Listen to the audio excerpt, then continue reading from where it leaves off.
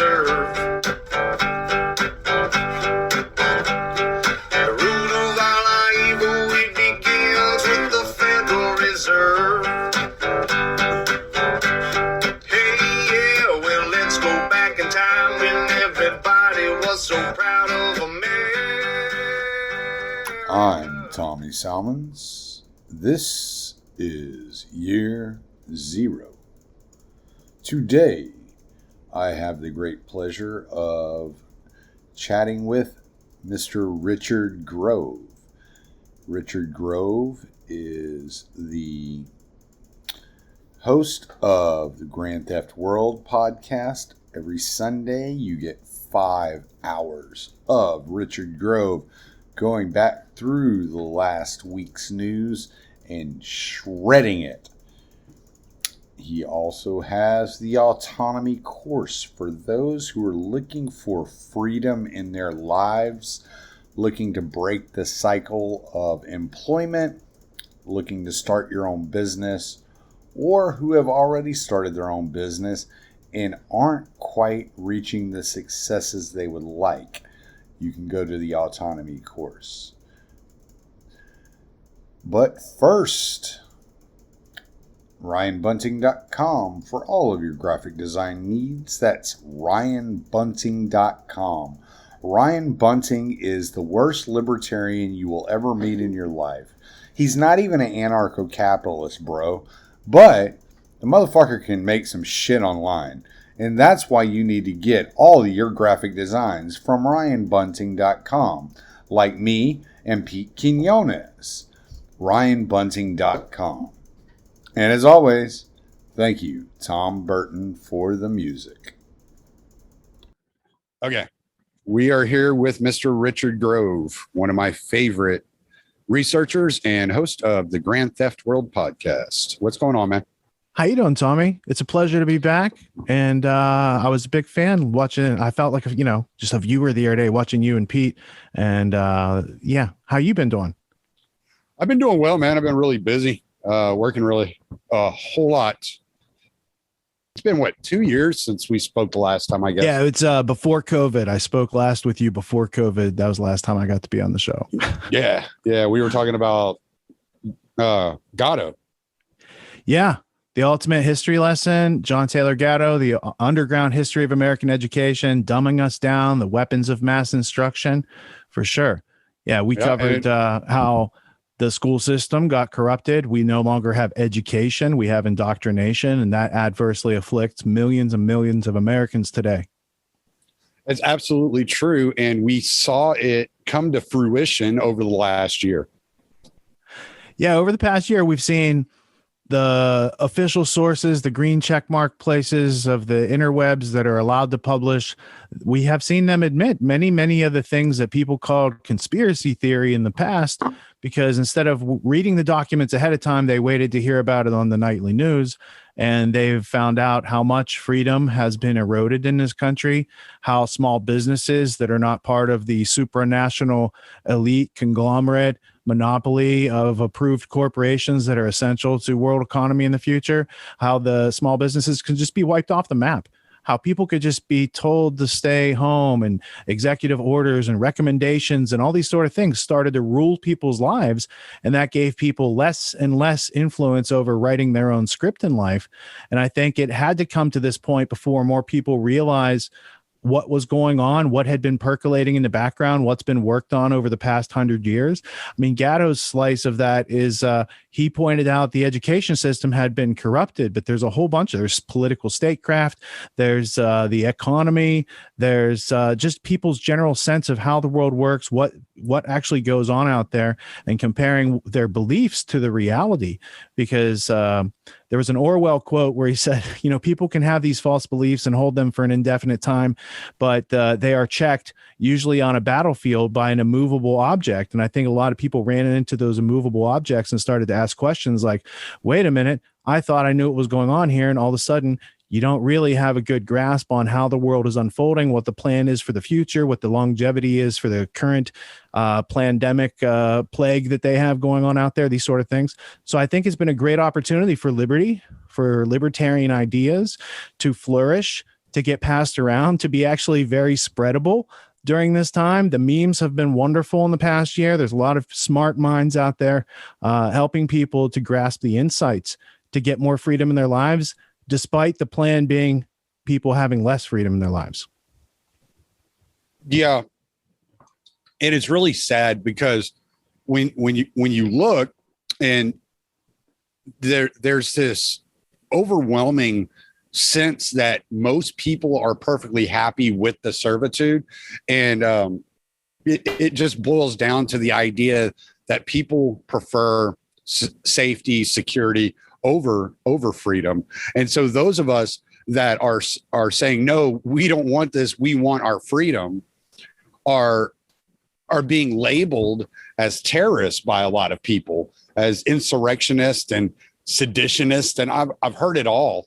And it's just like, I don't understand how the ideas of freedom have become so demonized by the average American. Television plus mainstream media equals that type of indoctrination.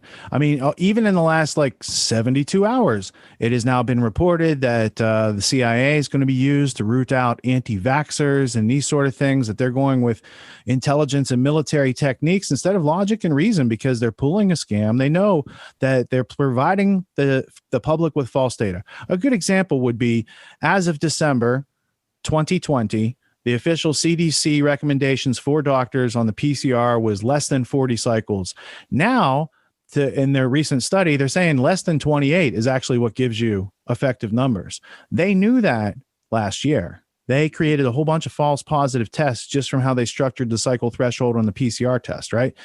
So there's a whole lot of layers going on, but the CIA being used to root out anti-vaxxers and people who are speaking their mind and sharing, hey, lab hypothesis, here's the evidence, here's the research papers on it, here's Peter Daszak and his funding from 40 million from DARPA, here's a 3 million from Fauci's organization, these sort of things, to do the gain of function on the bat coronavirus that mutated and got either out on purpose or by accident. They want to make that illegal. They want to take those people to camps that report that type of news.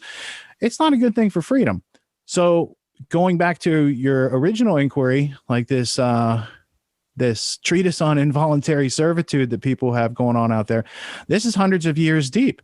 There's a lot of writers about freedom and individual liberty, like Etienne de la Boétie, who wrote about the essence of individuality and our rights as individuals and how to go about life without creating harm to others or taking away their freedom.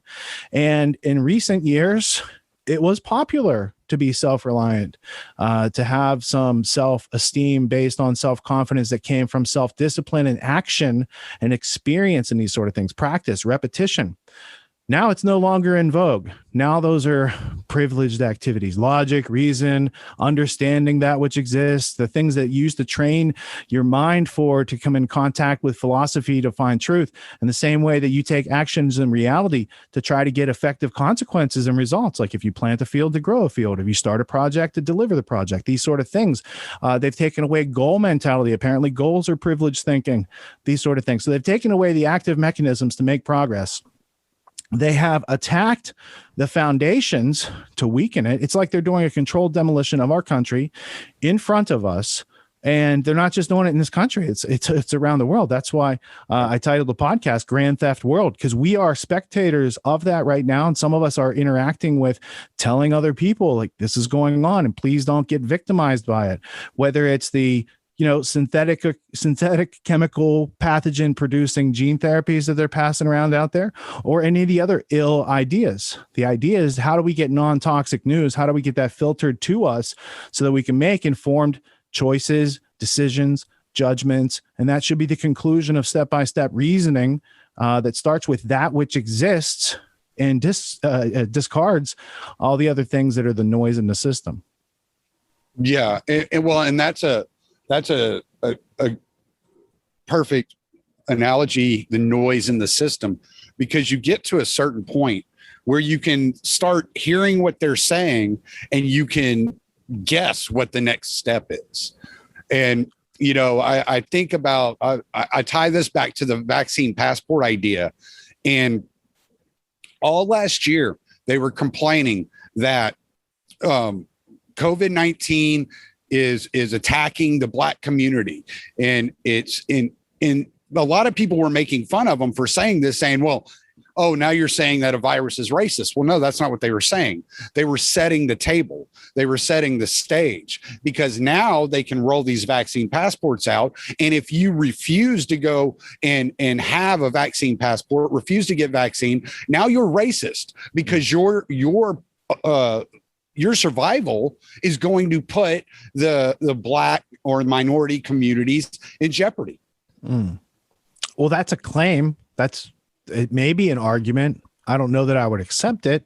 Right. And I don't think the virus is racist, but the virus does tend to attack people who have lower vitamin D. And if there were a problem of people of color with vitamin D absorption or these sort of things, there might be some correlation there. I don't know. And the person who claims that they do, you should ask, as the observer, as the person who's supposed to accept that argument, I'd like to see the paperwork on that. Can you explain to me the step-by-step method by which you derived your conclusion? And if you can't, your conclusion is probably not worth me taking as any type of currency or knowledge or wisdom. And I'm probably going to leave it there and move on, because there are sources of knowledge, wisdom, understanding, and experience in this world. And that person's not carrying that to me, right? So they're offering you a package. You don't have to accept it. They can claim validity. You can ask to see proof, that you can have a discussion and discover things together, or you could assume that they're telling you the truth. That's very dangerous. So I try to get people away from beliefs that do not serve them and assumptions, because if you are assuming, you're giving away your power, and your power is in the observation and the thinking part, so that you can have a refined, thoughtful response and not be subject to stimulus response. Right. Stimulus reaction. Yeah. Because that's control. That's slavery. No, it absolutely is. And, one of the articles I was reading the other day, it was Parag Khanna, and I found it on his website. I heard about it on in one of Patrick Wood's books, Technocracy, The Hard Road. Oh, the new one. Yeah, The Hard Road to World Order. And in there, he was talking about this specific article that Parag Khanna wrote, and what he's writing, and this is what a lot of people are missing, is what Parag Khanna is writing about is how do we use the Brexit movements, the decentralized movements, the devolution movements that are intended to destroy empire. How do we use them to our benefit? And kind of the conclusion he came out of there is he's like, we don't really care what their domestic policies are. As long as we can buy off their local politicians, it doesn't matter to us what the domestic policies are. So as long as we can keep those local politicians in our pockets, it would probably be cheaper than buying national politicians anyway, basically is what he's saying. And it was like, okay, well, they're really truly going through with this conceptualization and the sophistry in creating these battle scenarios within their mind of how to take our freedom, no matter how hard we fight for that freedom. It's almost like they've set it up so the harder we fight for our freedom in certain ways, the more we play into their game. For instance, if people try to take up arms against their oppressor at this point, that's kind of obsolete, outdated. They would love to bring their new toys out and play with the public. They show that all the time. Like, they're using LRAD technology on the public for the past 20 years in demonstrations and protests and things like this, right? So they are bringing out crowd suppression technology, and they've bought a lot of stuff, and they want to practice with it and use it. So that's not the right way to resist. The right way to resist is to find out what's going on and then learn how to enlist other people to what's going on. Get back to the facts of reality where we can have common ground, because you can't have common ground when you're basing it on lies. So trying to get common ground with somebody who's watching CNN or MSNBC or one of these toxic media networks, that's tougher to do. And you have to do that as an educational process over time. It's not done in one conversation. It's a healing process. It's not like a magic wave the magic wand and poof, it works, right? So it's about our learning first how to think, and that gives us a lot of internal self-reliance. And then it's how do we communicate? There's verbal self-defense, there's intellectual self-defense, but there's also the how do we educate ourselves, and then how do we teach others? How do we educate others? Well, first is by not going at them with declarative sentences, because telling is not selling. You want to start with questions, and that gets people thinking. And it's the absence of people thinking, e.g., using assumptions, that's the popular form of control. They heard it on CNN, they assume it's true. And 85% of black men are killed by police, and they're unarmed. And they exaggerate the reality. The reality is tragic enough. The real numbers are tragic enough. So for these other mainstream media outlets to try to get clicks because they exaggerate and they give false headlines, I think they should go the way of the dinosaur.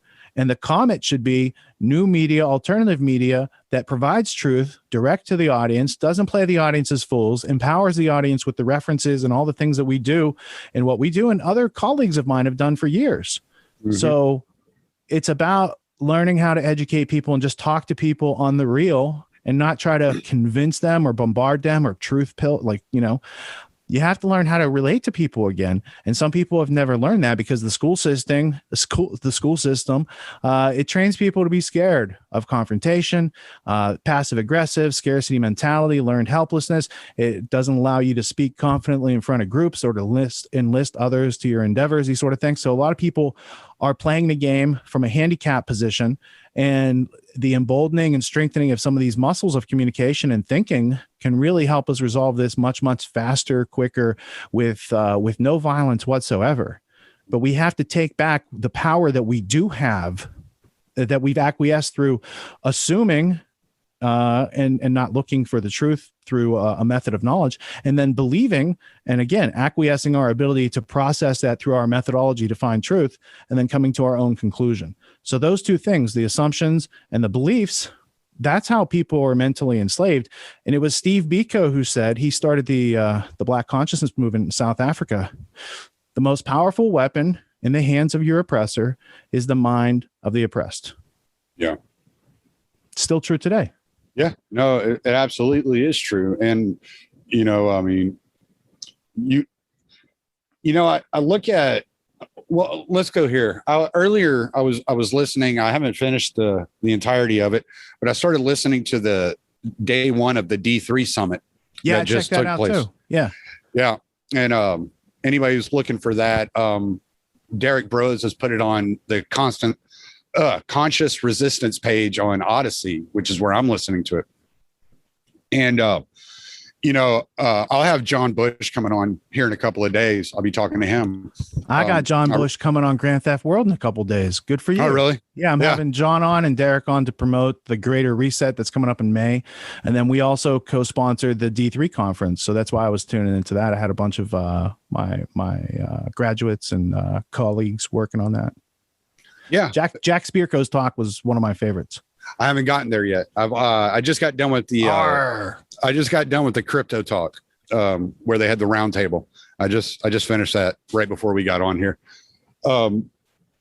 But so I like what he's doing here as far as he's showing you, and just like the book, I have the book right here. Derek Bros wrote How to Opt Out of the Technocratic State.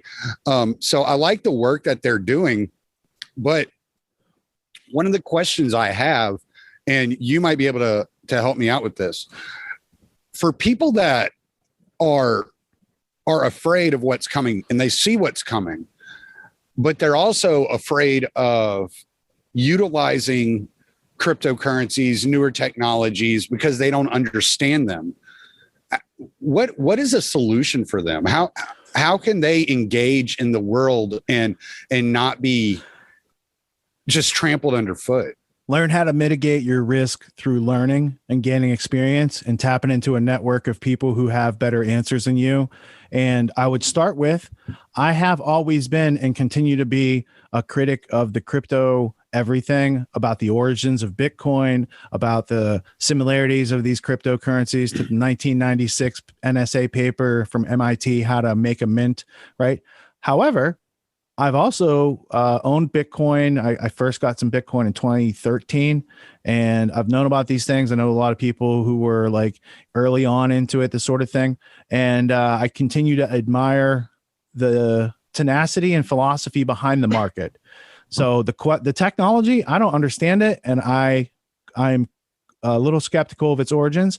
But that all being said, there's a lot of upsides to it. There's an investment upside. If you use Monero or Pirate, there's a privacy upside now to it. And I think that's the future of crypto. That's one of the reasons I really like Jack's speeches, because when I heard him talk about it, I was like, I already had those two coins. I had already seen that value. It's going to come up in the market, whereas you don't have it with the public blockchain, these sort of things.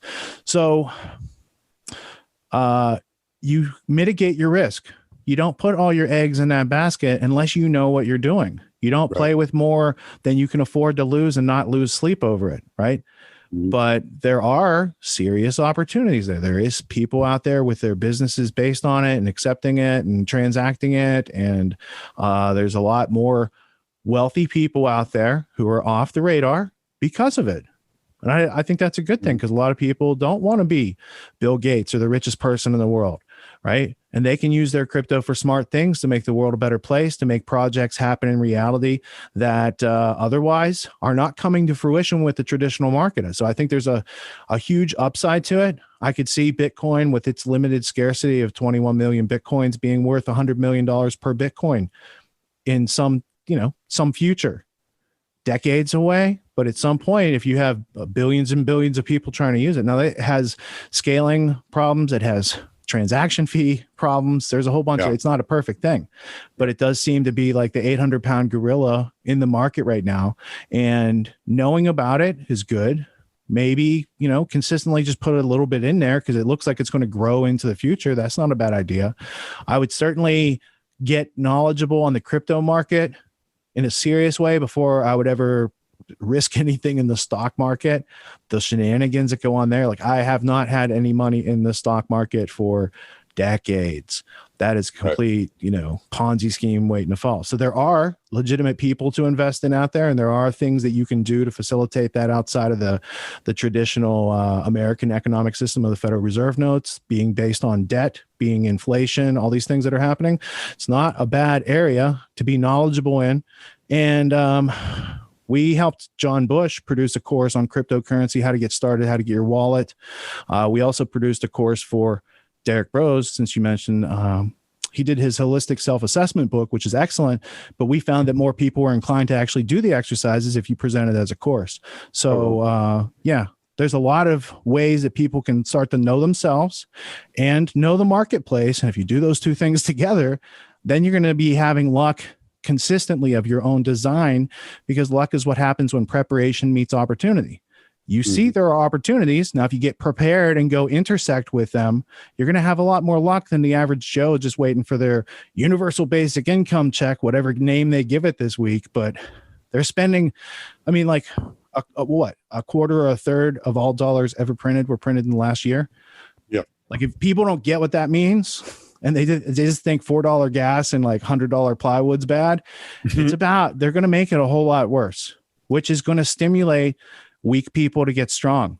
So if you're not on the road to getting stronger yourself, now's not a bad time to do it.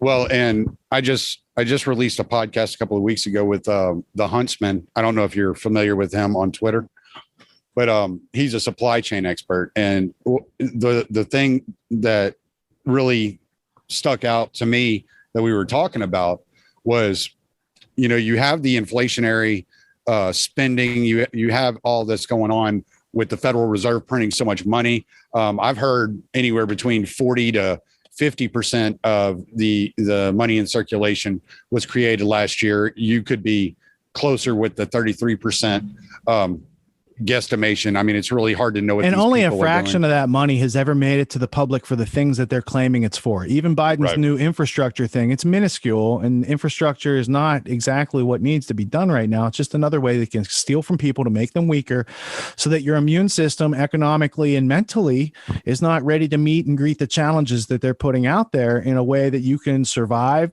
thrive, and take actions in the world with a high degree of predictability.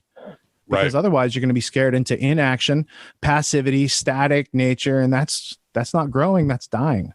Yeah. Well, yeah. And that was to add on top of the inflation, though. The Huntsman was telling me that what we're looking at least 18 to 24 months before the supply chain actually gets back on track and comes back online as it's supposed to operate. And that would be great if it's only 18 to 24 months as well. Exactly. You know? Because that's what he was saying. That's barring any like natural disaster, or the longshoremen's union goes on strike, in June of 2022. So you don't know how long we're looking at this being, like you said, $100 plywood. Well, here's what else I see them doing. I see them trying to raise the minimum wage artificially, right? Mm-hmm. And there's a good anti-argument for that. There's a good argument against it. But the other part is they're trying to get rid of freelancing. Biden has a plan. He's trying to get rid of people's ability to freelance and be their own private contractor and run their own business, these sort of things. And the businesses that we're going to have to hire these freelancers in order to keep them can't afford to pay the minimum wage, let alone all the other things, right? So there's a whole bunch of businesses, and the businesses that you would suspect the government's really making the law for, like Uber, they're exempt in California from this law, this sort, so it's being used. Like I feel like they have a steamroller, and I see it just crushing small businesses and families. And it's like, we have to fight this with better ideas, and we have to do it quickly, and we have to do it in larger numbers with a higher degree of confidence than we've ever done it before. And I think the situation calls for it. Mm-hmm. Well, I think that's opportunity. I don't think it's a threat. I think it's a great opportunity because freedom needed to expand anyway, and now's the time to do it. Right. Yeah. No. And last year we saw between the riots and the people setting fire to small businesses, and then the lockdowns, how many small businesses went out of business. And this just accumulated more wealth to the multinational corporations that are all in bed in paying for government and, buying the politicians, that they recognize that the growth of the gig economy, the freelancers in the gig economy, is the next step. It's the next entrepreneur that they're going to have to take down to funnel all of the resources, all of the finances to the big banks and the big corporations. Yeah. Yeah, they're making like a cattle shoot. And I'm sure that you meant to say the mostly peaceful protests from last year. They weren't riots, of course, because if you search for riots on Google, they won't come up. But if you search mostly peaceful protests, they do. So Google says, therefore, that must be what exists, right? Fiery, but mostly peaceful. Yeah. And then the whole aspect, like the lockdowns killed small business. The protests didn't help, right? And then you find out, like 60 Minutes said that the thing that all the protests were about, that murder of George Floyd by Derek Chauvin, that it wasn't race driven. That Keith Ellison on 60 Minutes says if we could have charged him with racism or hate crime, we would have. It was absent from that. It's just a tragic situation, right? But there were all these riots not based on evidence, and mostly peaceful protests, these sort of things. You can't take those back. Right. And they say that they have plans to do more for the summer. I'm sure they're going to have a lot of festivities, but they want you to cancel 4th of July. You can't get together. You can't dance in DC anymore. That's a new rule, right? You can't dance at a wedding. Can't, no more dancing. Sorry. But you got the people that bring in the drugs and launder it through Bank of America. They're fine. But then the people who try to use Bank of America but support freedom, they're not. So I think they're telling us very clearly, like they are uncloaking. They are saying the quiet parts out loud, like Klaus Schwab. He says the quiet parts out loud all the time. It's like you're going to have brain chips. Like I thought it was just like, well, it's in the appendix of his book. It's in the appendix. It's under a section called Deep Shift. And if you go in there, he talks about brain implants, right? But then if you go back and look at like DARPA 2010, that guy's telling, the professor, he's telling everybody they already had 10,000 people with those brain implants back then, 2010. You can hear Klaus Schwab talking about it 2016. I'm referring to 2 separate Jason Burmis videos on this topic. But he got together the clips and analysis. It's like, for people to say that's crazy today, they're just uninformed. Right. They're uninformed. When I just saw that Melinda Gates had some clip over the weekend where she's like, my husband, first off, this RFID or this microchip technology for in your body doesn't even exist. And if my husband was working on it, he would have mentioned it to me. And then the next thing I see is they're getting divorced because she found out her name's on the foundation, baby. You're funding Epstein and MIT's projects for doing this and transdermal microneedles with quantum dot cryptography based in your skin, seen with infrared light from a smartphone app. All this sort of stuff is been working on for a long time. Long time. I mean, I got the Spy Chips book behind me by Catherine Albright. She wrote that book at least 10, 15 years ago about RFIDs, under the skin, transmitters, the internet of humans, all these things that they're making today. And people out there are still saying that's conspiracy theory. I'm like, well, you're kind of dangerous to be around because you're so ignorant and uninformed. Ignorant, you are ignoring that which exists with your assumption that people, A, aren't like evil enough to do those sort of things, or B, I don't know what they think. It's hard to understand people who don't think because we're thinking all the time. Right. So sometimes there's a little gap. Well, this is where I'd like to transition from in this conversation, because we're basically laying out what's been going on, but we're really getting into the heart of the matter, which is the rolling out of the Great Reset, shaping the future of the fourth industrial revolution. Which, whenever I was talking to Pete about that, I was super focused on chapters 3 and 4, because I wanted people to understand what the thought process behind this technological rollout, this technocratic rollout, what their thought process is, and utilizing what they call global values in order to introduce the transhumanist movement, the post-human world. The post-human world. Yep. A future of cybernetics and transhumanism. Yeah. So yeah. I'm familiar with this topic. I've been familiar with this topic since like 2003. I started learning about these sort of things. But to your comment, I wanted to show you something from this book. This is the World Economic Forum, a partner in shaping history, the first 40 years. This is like their official, here's how we did things. I want to take you to the part here about the Davos Manifesto. And I'm going to put my glasses on and read it to you, Tommy, because I think you might recognize a few of these names, and it'll tell you a lot more about the plan today, right? Like if we go back to their origin and what were they about, and we identify some things, we might have a better idea what the picture is today. This is page 15 from the book, 1973, the Davos Manifesto.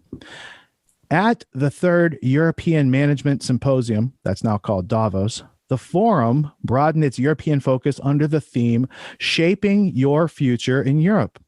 This Davos meeting was held under the honorary sponsorship of His Royal Highness Prince Bernhard of the Netherlands. Do you know who he is, or he was? No, I do not. He used to be a member of the SS. And with the Nazis. Yeah. So you got Nazis in the first paragraph. Let's go to the second paragraph. Two developments distinguished this Davos meeting. First, Aurelio Peccei, the Italian industrialist, delivered a speech summarizing The Limits to Growth, a book which had been commissioned by the Club of Rome, the global think tank that he founded and served as its first president.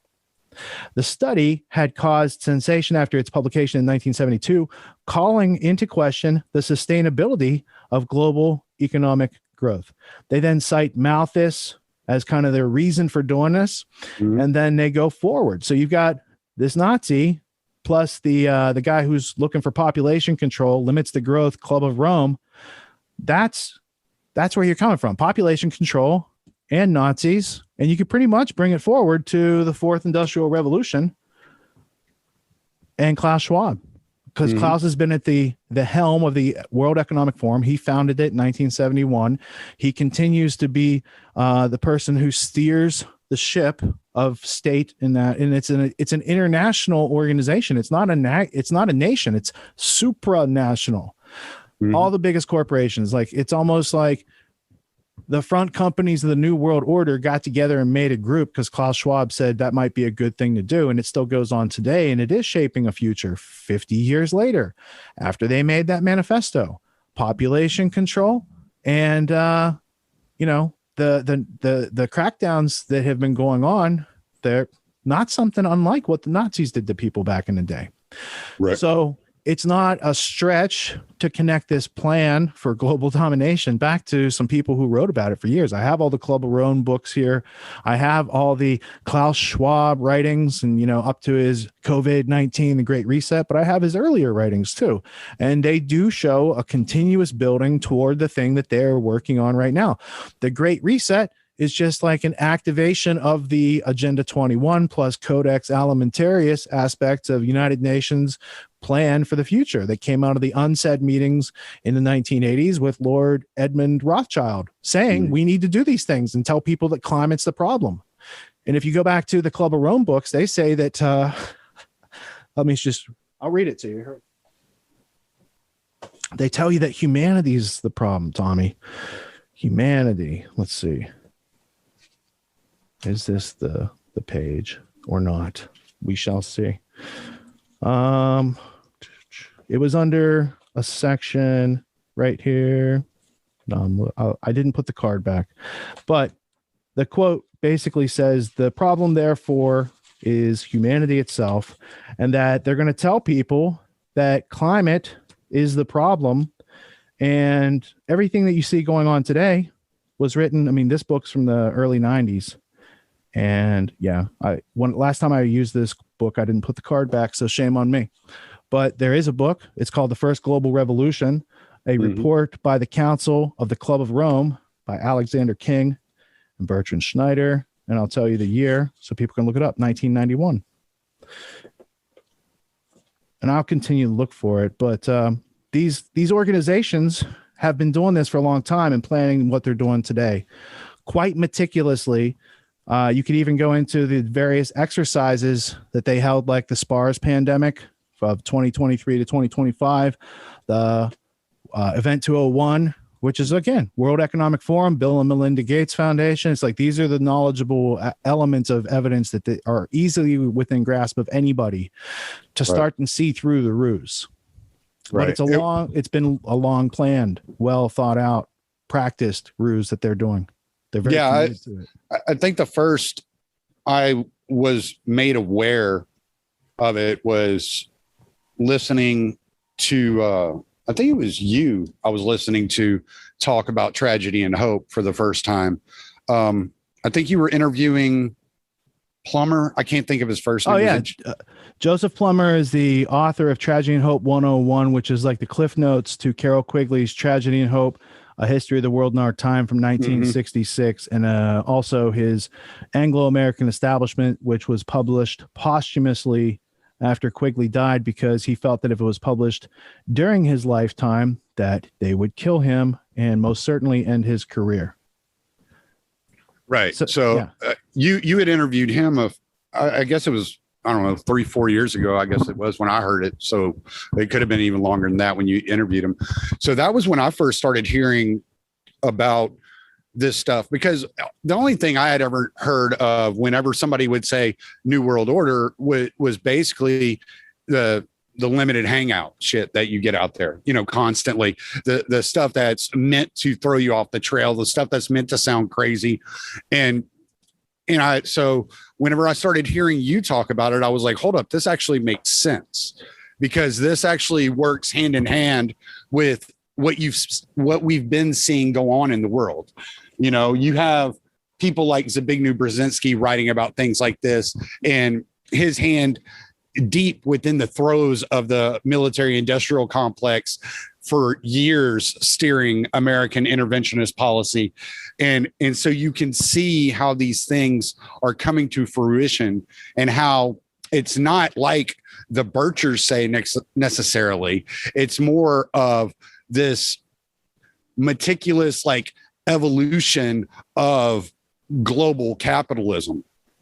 Yes, and I prefer to say it in their own words. I found the passage I was looking for. It reads, this is from The First Global Revolution, a report by the Council of Rome, Club of Rome. The common enemy of humanity is man. In searching for a new enemy to unite us, we came up with the idea that pollution, the threat of global warming, water shortages, famine, and the like would fit the bill. In their totality and in their interactions, these phenomena do constitute a common threat which demands the solidarity of all peoples.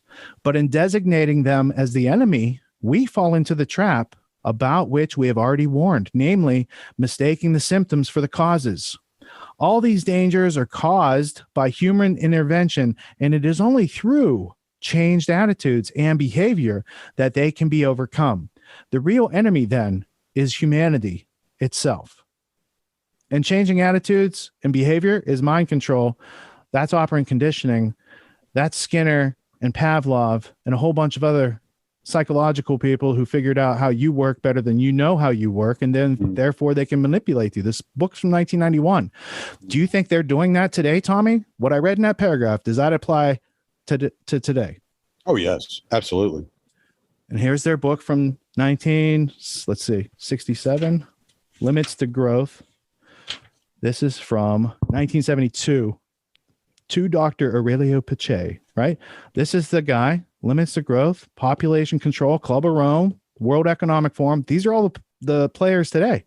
Mm-hmm. So there's a long history, and the audience isn't going to find out about it on the History Channel. Like, there's no way you could learn this on the History Channel. So you can't learn it on Netflix. You can't learn it on Amazon Prime. You can't learn it on Disney Plus. You have to be able to go to the internet to find this out and to find researchers who are actually willing to explain to someone like Tommy once upon a time. It's like the New World Order is a real thing. H.G. Wells has a book. He describes it. He also has a book called The Open Conspiracy. They're doing it right out in front of us. They were Fabian socialists. They were in the Cecil Rhodes roundtable circles of the English-speaking idea taking over the entire world and having globalism from a British Empire perspective. That is still the exact story going on today. Cecil Rhodes and De Beers and MI6 and CFR and CIA and all these other things, they're all part of that same narrative. DARPA, the transhumanism, all part of that same agenda. Eugenics, part of the same agenda. So there's a very interesting history that's being unfolded. We're in the middle of that story. We can choose to be spectators or participants or be your own hero in this situation, because this isn't a comic book and you're not having people with superpowers and colorful costumes come and save you. Like, the most colorful costume people got was that Orange Man bad guy, and you see how that went. So we have to up our game. I still say that was a psyop, but whatever. Yeah, for sure. Yeah.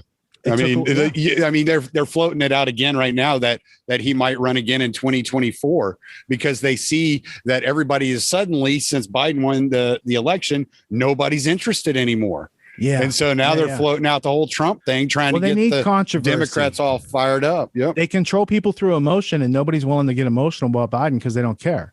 Right.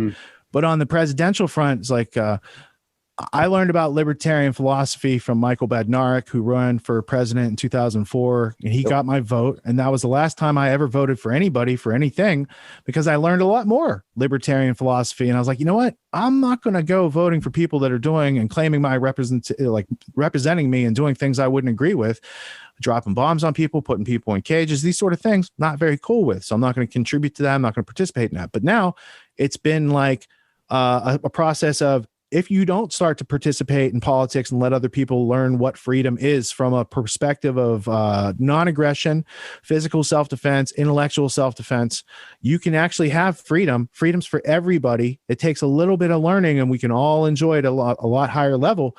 If we don't start to take action and talk to people and stir up ideas of freedom, they have despotism, tyranny, totalitarianism, technocracy planned for the future, a non-human future. They don't think the creation is good enough, and they're like, we should make it our own. All they knew how to do is destroy.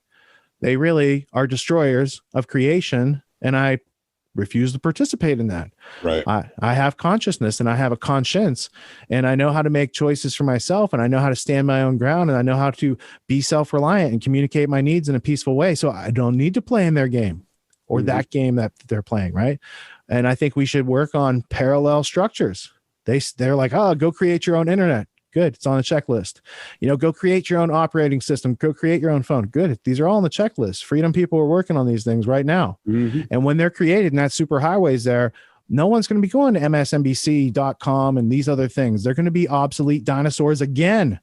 And they're still playing the press game where they're like, putting out newspapers and so they're like two layers behind at this point, because they keep forcing the evolution of freedom outside of their control. They can control it on YouTube and Twitter and all these other things and Facebook. But once you start kicking everyone off, all those people just got liberated, bro. They had control, they had surveillance on all these people from their own platforms, and now they're over here and over there, and every far Moss Isley outpost of the internet where you can post something, they're over there now, and now they're aware of the game, and they're providing more resistance.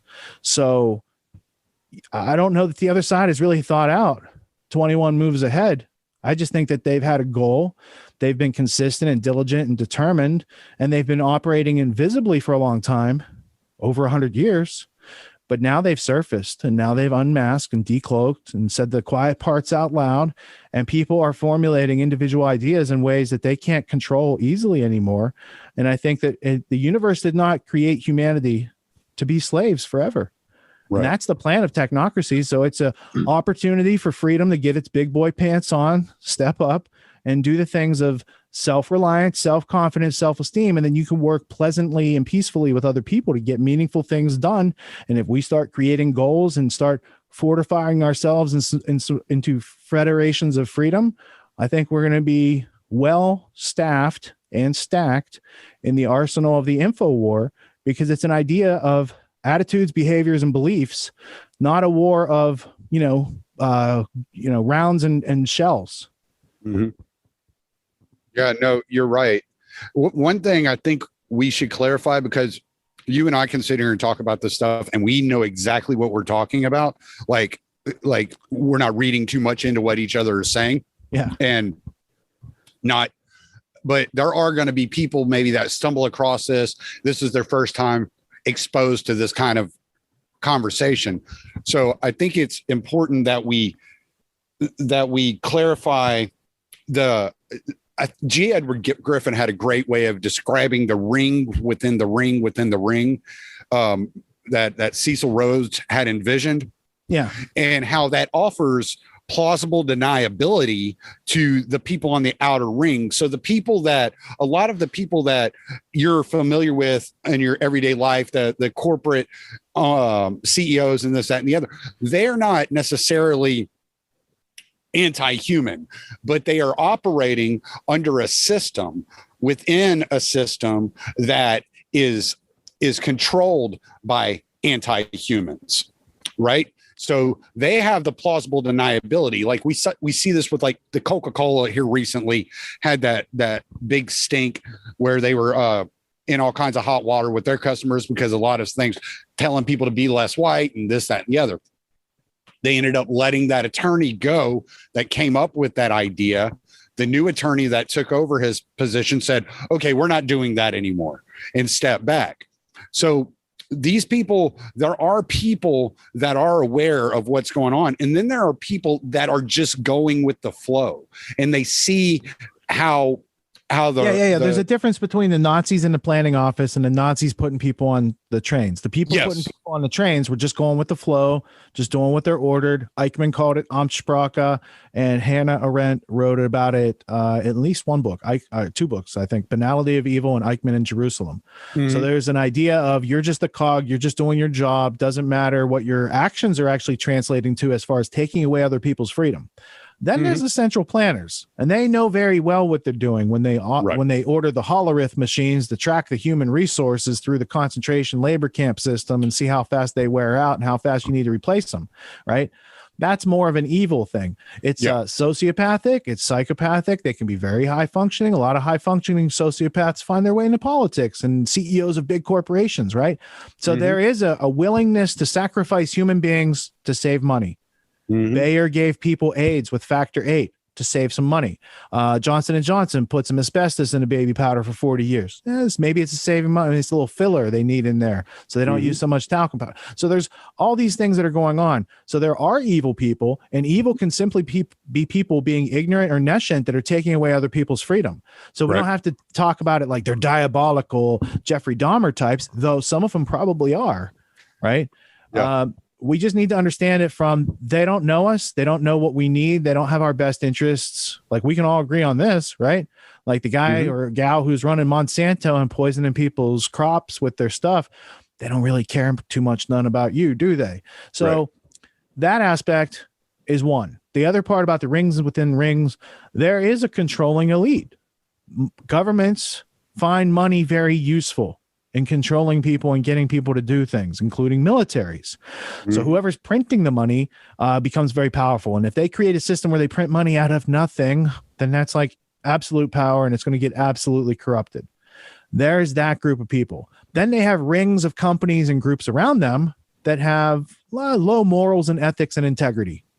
Useful idiots, Right. Agents of change, right? So like Bill Clinton, George Stephanopoulos, Rachel Maddow, a whole bunch of people are Rhodes scholars, right? They've gone to Oxford. They've taken the Cecil Rhodes scholarship to be anglicized or Englishified as Americans going over there to be part of that British Empire process that became part of the legacy of Cecil Rhodes, who created De Beers and apartheid in South Africa and said, the Masons and the British Empire have this goal to take over the world. I'll make a plan to get that done and get America back into the British Empire. And this is the game. The British Empire still exists. They don't call it the empire. They call it the Commonwealth. They call it the United Kingdom. They got different names for it, but it has always lamented the loss of America. They've written extensively about this very openly.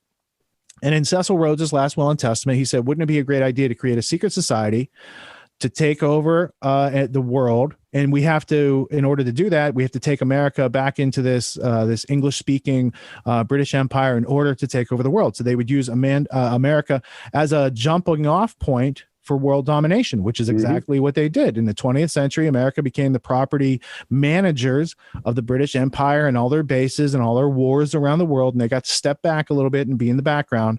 But the money power is very much in control, and the money power attached to an agenda, and then that agenda infiltrated America, took over its political statecraft, took over its education system, took over its economics, took over its newspapers over the past 100 years, step by step by step, took over the universities and the professors, and brought in the progressivism and the communism, because that's what could crush America. At the same time, these same industrialists, these same Western bankers and industrialists funded the Soviet Union and all of its infrastructure and technology, funded Mao's China and all of its infrastructure and technology, funded Pol Pot. That goes back to Brzezinski and that stack of books that you're referring to earlier. So there's a lot to unpack. And as long as people think if it's conspiracy theory, they save themselves the benefit of learning about these things so you can understand and see clearly. They prefer to wear the Coke bottle glasses and look in funhouse mirrors and see a clown world reality when there's crystal clear, high definition, accurate, verifiable, valid information that's been in history, and there is evidence and artifacts to reflect it for over 100 years. Right. So I just always took let's dig into the substantial and see where it goes. And it only goes deeper. And if you dig into the vapid, superficial claims and those shallow puddles, you're going to hurt yourself trying to jump into things that don't exist. Yeah. And, when you look at Cecil Rhodes wanting to create the greater British Empire in that way and turn it over to America, you can go back to the book Shaping the Future of the Fourth Industrial Revolution, whenever Klaus Schwab is talking about some of these third world countries that have been resistant to technology, been resistant to industrialism, and wanted to keep their traditions and values, and didn't. And he openly disparages Islam because the women don't work, and they. They might be moms at home to their kids, and the exactly to the state, dude. They exactly. Can't have that. And the other thing I should mention is, because you're talking about influencing our culture and traditions, let me just say this to all the people who think it's conspiracy theory out there: do you or someone you know or love own a substantial sized diamond, like an engagement ring, a wedding ring, one of these things, right? And how did you get that? Because De Beers, the company of Cecil Rhodes, which was recognized as a cartel and could not participate in the United States for the past 100 years, but recently it became legal. De Beers ran an advertising campaign to take this stone that they could not market because the royalty and aristocrats wanted colored stones, sapphires, rubies, emeralds, these sort of things. That was their bling. Nobody wanted a clear stone. It was worthless. It took advertising, and to advertise it, they put it on celebrities. They put it on royalty. right? And then they told you a diamond is forever. They made a James Bond movie, diamonds are forever, these sort of things. And they got you to equate love, which is like your up here value, with a worthless stone. And not only that, give it 2 months salary, protect it over like, oh, it's your life. It's a joke. It's a joke being played on people. And that goes to Cecil Rhodes and the whole infrastructure of psychological warfare to get an immense amount of wealth from Americans into their coffers for this plan. That's just one aspect of it. Right. There's the Oppenheimer aspect of it. Now, references on that, because that sounds, The Rise and Fall of Diamonds by Edward J. Epstein, and it's Peace Revolution, episode 28 or 29, Diamonds, the Jewel of Denial. And if you listen to even first 20 minutes of that episode, you're going to start getting your mind opened up in a non-conspiratorial way, because it's history that you are thirsty for. Right. Well, and you could also just go read Edward Bernays' propaganda, and you can see how the utilization of propaganda created, bacon and eggs as a breakfast thing, or, women wanting to smoke cigarettes, calling them, what do they call them? Freedoms. Torches of liberty. That's it. Torches of liberty. Yeah. So the propaganda is all around us, and this world has been constructed through these people, through their propaganda, and creating wealth for them. Well, and to your point, since you brought it up, I'm gonna read the paragraph from propaganda that everyone should have memorized by now. But if you don't, this is your introduction to it, because we could say this, but you don't go and look it up, you're gonna lose out. So this is 1928. This is what they had already figured out. This is what they were willing to tell the public. This is from Bernays' propaganda. Chapter 1, Organizing Chaos. The conscious and intelligent manipulation of the organized habits and opinions of the masses is an important element in democratic society. Those who manipulate this unseen mechanism of society constitute an invisible government, which is the true ruling power of our country. We are governed, our minds molded, our tastes formed, our ideas suggested, largely by men we have never heard of. This is a logical result of the way in which our democratic society is organized. Vast numbers of human beings must cooperate in this manner if they are to live together smoothly in a functioning society. The book goes on from there, but if you haven't read it, I highly recommend it, because without knowledge of that, you probably would think all these things are conspiracy theory, but you're like, oh, wow, that's what they knew 100 years ago about how our country worked. That was like, one of the top guys. It's Lippmann, Bernays, and Ivy Lee. Wasn't he Freud's nephew? Or yes, yeah. He's Edward Bernays was Freud's nephew, and he's seen in the Adam Curtis film. I forget maybe the Power of Nightmares, or one of those series that Curtis did for the BBC. Yeah, very interesting character. But Ivy Lee was the first PR guy. He started working with Rockefeller and Rockefeller Foundation and redoing their image, just like they did to Bill Gates. Right? Bill Gates in the late 90s was a curse word, man. He was ripping everybody off. He was antitrust. He was on trial. He looked really bad. And then he gave all his money away to charity and became like 100 times richer. Yeah. The estimate. Yeah. The Rothschild, was that when he was giving dimes out? Isn't that what it was? J.D. Rockefeller started giving out dimes. That was a Rockefeller. That's what it was. Yeah. Okay. Yeah. The Rockefeller family started in oil and got into finance. The Rothschild family started in finance and got into oil. So the Rothschilds funded the what's that prize? The Nobel Brothers. Nobel Brothers Oil Consortium was Rothschild funded, and the Nobels made the oil tanker for the car, like a train car, as well as the oil tanker at sea. So these large transport vehicles on which America is heavily dependent today came out of Rothschild investments in Eastern Europe in the 1800s. Yeah, and prior to their involvement, there were actually some cars that ran specifically on ethanol. And absolutely. It was actually weeded out of the market because of the oil barons having so much influence over the politicians. Porsche made an electric car in like 1901. Really? They had battery powered cars back then. That was one of the first. And so there was battery powered car. Then there was alcohol fueled car, and any farmer could make alcohol with a still on their property and be self-reliant, run their tractors, run their cars. but they wanted city folk. They started getting the gasoline, which was a waste product of Rockefeller. And they found out that if they processed it, they could use it as a fuel because it was, they were making lamp oil, kerosene, and these sort of things. And they were throwing away the gasoline aspect until they figured this out. Then they did prohibition to make sure everyone had to switch on to gasoline.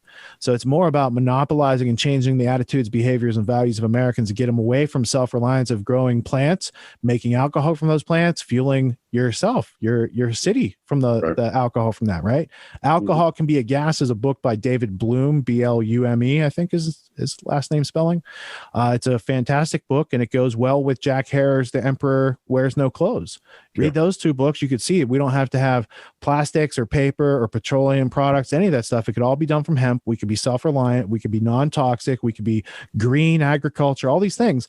But we're never going to get that through Klaus Schwab and World Economic Forum. These people, they want to poison our future. They want to make sure people don't procreate. They want to take over humanity. They want eugenics. They want transhumanism. They want a future where it's not natural. It's not natural. It's not being asked for. And it's being done without people's informed consent, which is one of my biggest problems with it. Just like the vaccines that haven't been tested on animals. I mean, they have been tested on animals in the past, but not this one. They're doing the animal testing with the human testing. It's all being done open in the public, and it violates the Nuremberg Code for medical ethics. I thought the animals were waiting for the human testing to be done. Yeah, well, if they were smart. Unfortunately, these people experiment a lot with the animals. The Rockefellers and their mouse studies, like they don't care about mice. They want to know how human mammals work, and they're using mice as their model. That is one thing my wife has done throughout our entire house, is made sure that there are no products tested on animals to the best of her ability. I'm sure we still have some, but she is doing everything she can to weed out the possibility that we have anything in our home that is tested on animals. Yeah, people need to raise their level of consciousness, and they need to I say need like it's obligatory. It would benefit individuals to raise your cognition levels, to raise your skills, to improve your networking abilities, because they're only going to make things harder from here. Right. They never plan on ending the lockdowns. They never plan on bringing back normal, and they just plan on people waiting it out and like slowly adapting it like frogs in a pot, turning up the heat slowly, and we could see a lot less freedom this time next year if nobody, if too few people learn how to communicate with each other in a peaceful way. I also think that there's been the growth of the liberty movement over, I'd say, the last like 10 years, since Ron Paul especially. I think that's panicked a lot of them. I was reading an article earlier, and it was written in Center for American Progress, and it was they were talking to a lot of generals, and what was the guy's name? Bishop Carroll, I think was the guy's name, they were asking him about white supremacists, and he turns to Bishop Garrison is his name.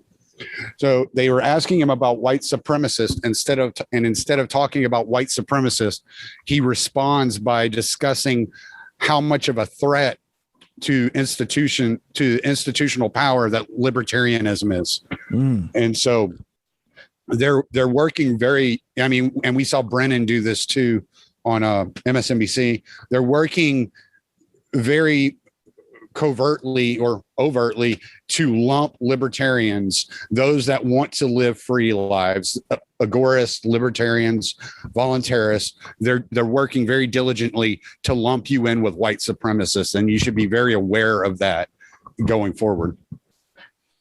Yeah, well, they can do all they want to try to divide and conquer people, but at the end of the day, the people that they are now turning their focus on are multitudinous, and I think it's just showing their weakness when they have to use tactics like this. It's not a strong position that opponent is in when they have to act like that.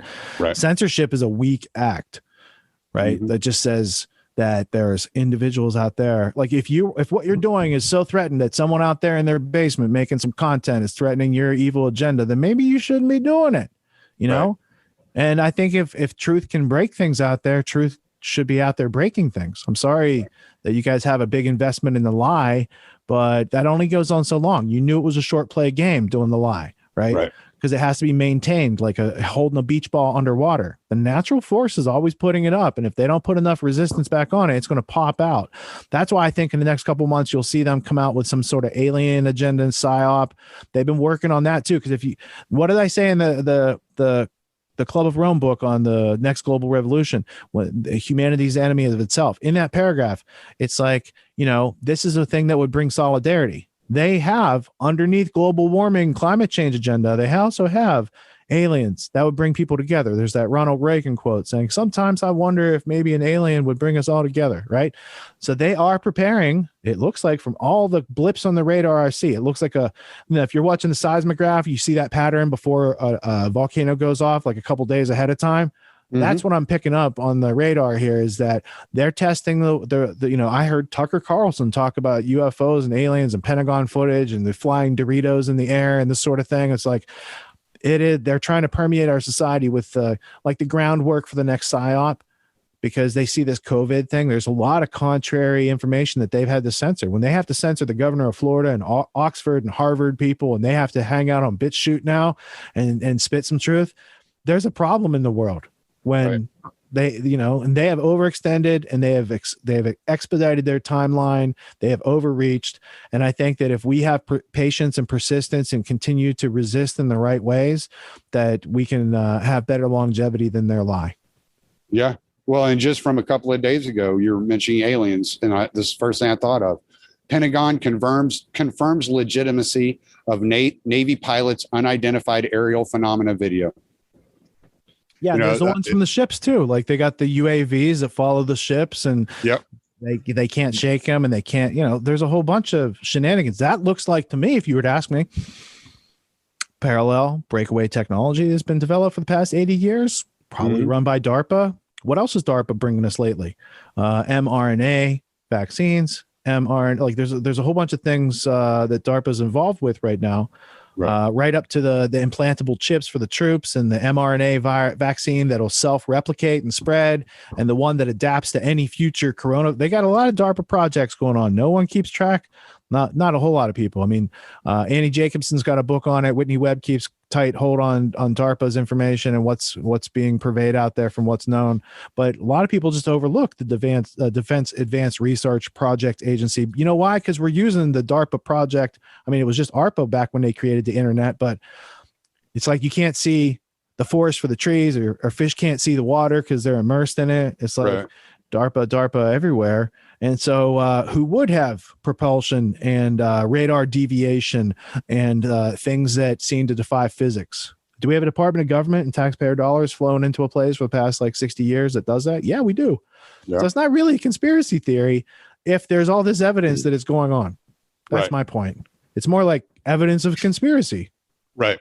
Yeah, no. And that, I think that's the most important thing people can take out of this is, just because you hear something and it sounds unreal or unreasonable doesn't mean that it's not happening. Especially at this time at this point in the timeline. Yeah. Sure. Well, and the people like our age, we grew up watching sci-fi movies, and all these things that we're starting to see come to fruition nowadays are things that in the 90s, you're like, no way. There's no way that's ever going to happen. It's like Terminator, Running Man, Eraser, and what was the other one where he was on Mars the whole time, and they had that machine. Element? That's another good one. But anyway, I'm not remembering my Total Recall. Today. Yeah, Total Recall. Thank you, Philip K. Dick. Any of these types of things were written long ago. They took them as business plans. I thought Skynet was a horrifying idea. They're like, that's a good idea. Let's build that. Oh, these robots. Yeah, let's make autonomous robots that are really not autonomous. They're centrally controlled and armed. Nothing can go wrong with that sort of things. So to help you wrap all this up, I would look at it from the position of stoicism. There's a lot of things going on in the world that I cannot directly control. So I should be knowledgeable about those things, understand the risks, how to insulate myself from them. And then how do I survive and thrive? How do I build a strong network of liberty-minded people in my life, in my community, in my area of influence in the world? Right. And then how do we spread freedom into the future? Like if we can make it happen now, how do we make sure the future has freedom? And I think we do that from knowledge, understanding, and wisdom. And that wisdom is putting the knowledge in action in the way that benefits people other than us going into the future. Right. Yeah, no, that's perfect wrap up. We should plug your autonomy course for sure. And Grand Theft World, your autonomy course, because from what I understand, and I haven't taken it yet, and I'm going to do it, but the autonomy course, from what I understand, is one of the most useful resources available today. Well, Pete was in season 1. We're currently Pete Quinones. We're currently in season 5. We've trained almost 500 people. And here's how that kind of works real quick. We recognize that people have certain ailments, earning disabilities from going through public schooling. So we say, what is the root cause? So there's some indoctrination. There's some believing things that aren't true, like learned helplessness, scarcity, paralysis by analysis. We can help eradicate these kind of threads on Gulliver holding you down, and then give you a culture of excellence as a foundation with leadership skills and high value skills that people could go out and make serious money with. Then you can be self-reliant. You can be autonomous. You can work with groups well, and be able to, take all your superpowers and make Voltron with other individuals, deliver massive value into the market. And then it's about getting that training. It takes about 13 weeks, and the students go through, they do exercises together to learn all these various skills. But then really it's about taking those skills, putting yourself in front of opportunities that we provide, and then learning how to make money from that skill and freelancing, interning, apprenticing, these sort of things. So we have the course, which is autonomy. That's at getautonomy.info/ignite. And then when students graduate, we have a consulting and digital marketing agency across the virtual street, and that it only employs, or in order to be a freelancer there, you have to be a graduate of the course. So now we have people who know each other on a substantial level, who have built up trust, demonstrated integrity, know how to work and play well together, and we can deliver serious technical stacks of forward-thinking marketing and campaigns to launch various projects for clients. So they have a chance to learn the skills, put the skills together. Now, a lot of students just want a job or a raise or to start their own business or grow their business. But for like 25% of them, they want to be freelancers. They want to own a skill that they can do anywhere in the world using the internet to bring in money. So I teach Friday nights for about 7 hours. I do it live every season, so the students get to ask real questions live. Real-time feedback is part of the immersion process. And then I do like 4-hour Q&A on Sunday, and then I do the Grand Theft World podcast Sunday nights, 9 p.m., and that goes on for 5 to 7 hours, covering the week's news and adding context and research documents similar to what I've done here today. Yeah. All right, man. Well, anything else you want to plug before we get off here? Start at grandtheftworld.com. If you like the content, dig into it. And then autonomy is a couple clicks away. You'll see an offer. That's awesome. It was great talking to you again, Richard. I appreciate you coming on, man. I appreciate the invitation, Tommy, and I'm so glad we persisted through those arduous tech hiccups for a half hour before we got started, because if we hadn't, we wouldn't have been able to unfold this value for your audience today, and that would have left me on like a downer. So I'm glad we can leave it on a high note. Me too, man. I really appreciate you, and hopefully we're not going to wait 2 years to do this again. I promise. No, and are you going to the Porcupine Freedom Festival at all? I am not. No, I'm not. I'll be at Childeberg at the end of May. All right. So at Childeberg, find my buddy Howard. He's going to be running the Red Line Project. Howard, he also has the Freedom Book, the coffee table book. Oh, so, yeah, you'll see him running around there. And then Pete Quinones, he's going to Pork Fest. Is Horton or Sheldon Richmond or anyone else from Libertarian Institute going to the Porcupine Freedom Festival? I don't know if Horton is. I'm not sure. I never got to meet him in person. I know Tom Woods is going. There's a whole bunch of. Yeah, I heard the other day somebody was going, but I can't remember who it is. Yeah, we probably have like 50 autonomy students and grads that are going up there. So awesome. Yeah, it's a good time. But I hope to get to a Texas Freedom Festival and you and I can hang out. Yeah, absolutely, man. And like I said, I promise I won't wait 2 years again. That was on me. We'll keep it tight. Great interview last week with Pete. And I'll look forward to more interactions like this. This is always fun, Tommy. Thank you. All right, buddy. I really appreciate you. Peace. Bye.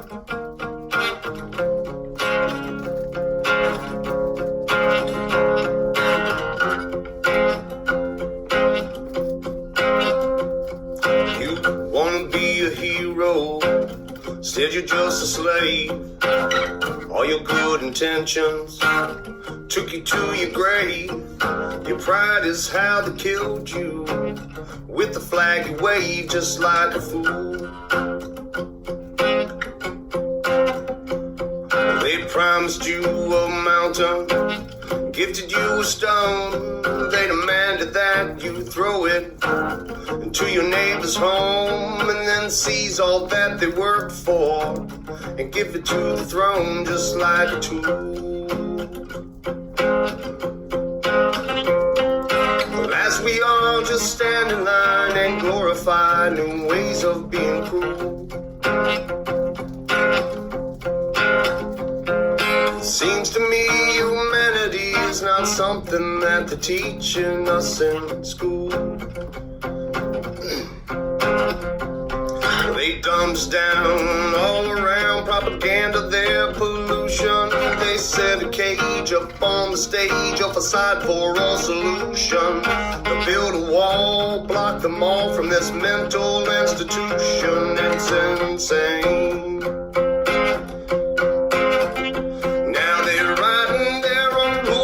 And they're crossing all their T's. They're fashioning their people to all wear beggars' knees. If you want a clean drink of water, well, you must say pretty please. It's all a game. As we all just stand in line and justify these crimes done in our names, it seems to me authority and tyranny are both one and the same. Well, it's time to change the channel. It's time to set things right. Make them all rot with fear in their beds at night. Devour all their worthless souls and sacrificial right, just like we should.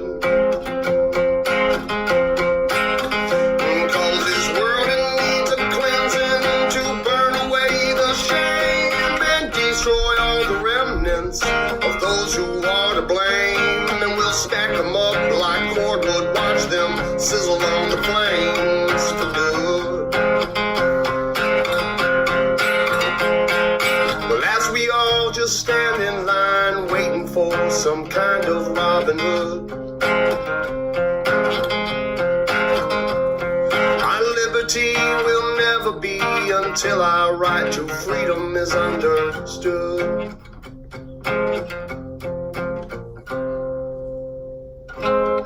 Thank you.